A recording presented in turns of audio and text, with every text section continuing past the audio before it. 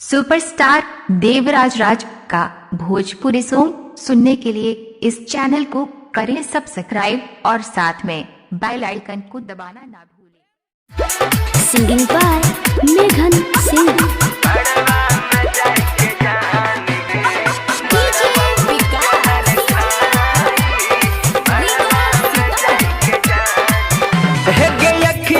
सामने में हंदी रचाई भी साहब नहीं जुदाई अखिया के सामने में हंदी रचाई भी साहब नहीं जुदाई मड़वा में जाई के जान गे मड़बऊ जहर खाई मड़वा में जाई के जान गे मड़बऊ जहर खाई अखिया के सामने में हंदी रचाई भी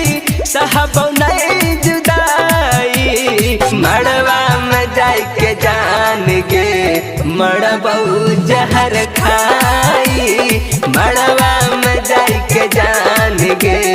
मड़बऊ जहर खाई।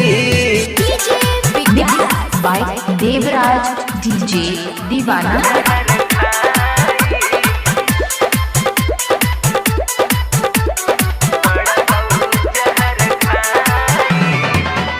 तोहरे मारो के बस से रथी सजाई वो हीरे रथी पर लस हमर जाई तोहरे मारो के बस से रथी सजाई वो हीरे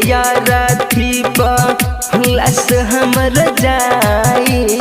पिया के अपना घर त बसाई भी हमरो उजर जाई पिया के अपना घर त बसाई भी हमरो उजर जाई मड़वा में जाई के जान गे मड़बऊ जहर खाई मड़वा में जाई के जान गे मड़बऊ जहर खाई। बाय देवराज डीजे दीवाना।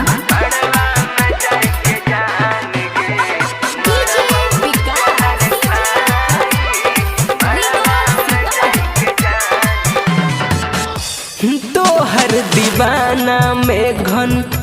तोरा बिन न जीतऊ देखली है जान जब जहर के पीतऊ तोहर दीवाना में घन तोरा बिन न जीतऊ देखली है जान जब जहर के पीतऊ पंकज प्रियांशु राइटर अंकुश संगे कैली गजदारी पंकज प्रियांशु राइटर अंकुश संगे कैली गजदारी मड़वा में जाई के जान गे मड़बऊ जहर खाई मड़वा में जाई के जान गे मड़बऊ जहर खाई अखिया के सामने में हंदी रचाई भी